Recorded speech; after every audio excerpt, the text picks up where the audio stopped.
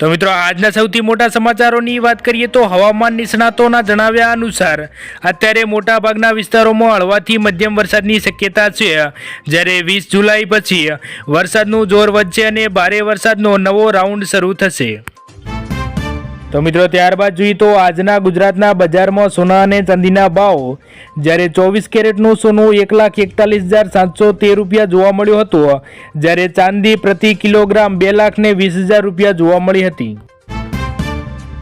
તો મિત્રો ગુજરાતમાં આજના પેટ્રોલ અને ડીઝલના સરેરાશ બજાર ભાવ જોઈએ તો પેટ્રોલની કિંમત સરેરાશ 101.83 થી લઈને 102.85 પ્રતિ લીટર જોવા મળી હતી, જ્યારે ડીઝલની કિંમત સરેરાશ 97.92 થી લઈને 98.97 પ્રતિ લીટર જોવા મળી હતી। તો મિત્રો ત્યારબાદ જોઈએ તો પાટણની હોટલમાંથી મહિલાનો મૃતદેહ મળતા ચકચાર મચી હતી, જ્યારે હત્યા કે આત્મહત્યા અંગે રહસ્ય અકબંધ રહ્યું હતું, જ્યારે સીસીટીવી સહિત તમામ એંગલથી પોલીસની તપાસ શરૂ કરવામાં આવી છે। તો મિત્રો ત્યારબાદ જોઈએ તો ચોટીલામાં ચોમાસામાં અવિરત વીજળી માટે સમીક્ષા બેઠક યોજાઈ હતી, જ્યારે નાયબ કલેક્ટરે પીજીવીસીએલ અધિકારીઓ સાથે ચર્ચા કરી અને કંટ્રોલ રૂમમાં કર્મચારી નિયુક્ત કરવામાં આવ્યો। તો મિત્રો ત્યારબાદ જોઈએ તો તાપીના ઉચ્છલમાં તલાટીઓ સહી ન કરતા જાતિના દાખલા અટક્યા હતા, જ્યારે અરજદારો પરેશાન થયા હતા અને જાગૃત નાગરિકોએ મામલતદાર અને ટીડીઓને લેખિત રજૂઆત કરી હતી। તો મિત્રો ત્યારબાદ જોઈએ તો ભાવનગરના ઘોઘા રોડની સોસાયટીમાં જુગાર રમતા 8 શખ્સો ઝડપાયા હતા, જ્યારે પોલીસે 19,260ની રોકડ રકમ સહિતના મુદ્દામાલ સાથે રંગે હાથે દબોચી લીધા છે।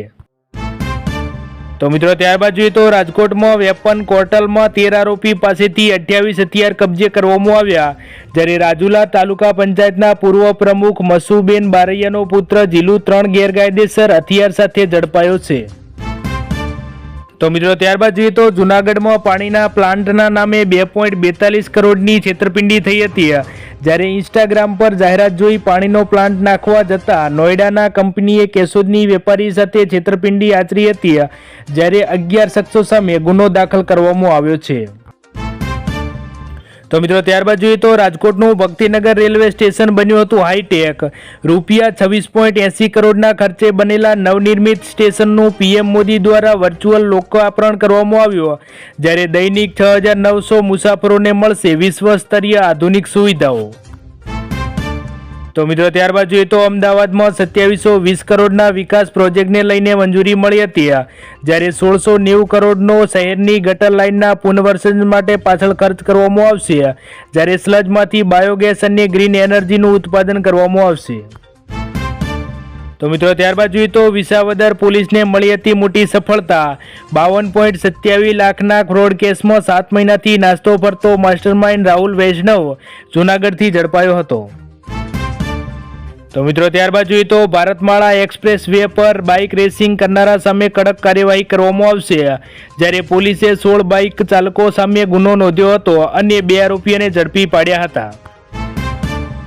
તો મિત્રો ત્યારબાદ જોઈએ તો સુરતમાં શેઠની બાઇક ચોરીને ભાગ્યો હતો કારીગર, જ્યારે ઊંધના પોલીસ સ્ટેશનમાં ચોરીના ગુનામાં 28 વર્ષથી વોન્ટેડ આરોપી દિલ્હીથી ઝડપાયો હતો, જ્યારે 3 દિવસ સુધી ચાલ્યું હતું ગુપ્ત ઓપરેશન। તો મિત્રો ત્યારબાદ જોઈએ તો ગાંધીનગર સરખેજ હાઈવે પર 6 મહિના માટે ભારે વાહનો પર પ્રતિબંધ લગાવવામાં આવ્યો, જ્યારે 15 જાન્યુઆરી 2027 સુધીનો વૈકલ્પિક ડાયવર્ઝન રૂટ જાહેર કરવામાં આવ્યો, જ્યારે નર્મદા કેનાલ પાસે 4 લેન રોડની કામગીરી ચાલુ કરવામાં આવી।